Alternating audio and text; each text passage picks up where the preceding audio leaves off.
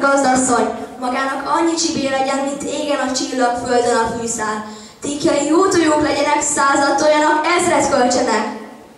Akkora visszaja legyen, mint egy ház, akkora szalonnája, mint a mestergerenda. Annyi kolbásza legyen, hogy kerítés lehessen belőle volna. Kalagonya 2, 3, háromnál várom, ha nem adnak szalonnát, levágom a keretet, ha nem adnak hurkát, elviszem a Julcsát, majd meglátom, mit adtok, amit adtok, elveszem, a tarisznyám elteszem. Ennek a lánynak akkora szája legyen, mint egy tepsi. Úgy forogjon a nyelve, mint a kereplő. Akkor a hátsója legyen, mint egy kemence. Szín legyen tájuk, ólom legyen, vas legyen fazekó. Viktor, majd hajjal lesz, majd megírhat. Galagonya 2, bíró hát a tekjő. Galagonya 3, a várunkát 3, a várunkba nem kell, pirosan azt kell.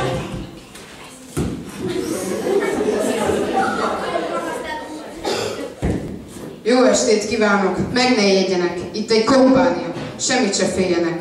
Lépek én a házba azon kérelemmel, szabad-e bejönni ide Betlehemmel? Szabad. Angyalpajtás, gyertek B!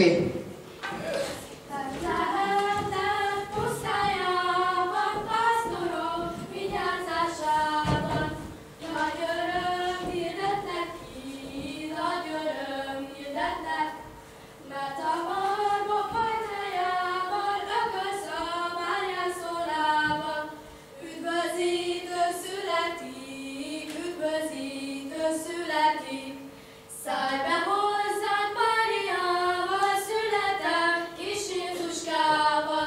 Lakjatok mi szívünkben, lakjatok mi szívünkben. Na most aztán te szép lány, elő minden jóval, kínálj tejfeles túróval. Tüdős májas, jó estét kívánok az egész családnak. Hát, itten eztek, isztok? Öreg apádra nem is gondoltok? Gyere be, védapó, mert odakint megfagyok.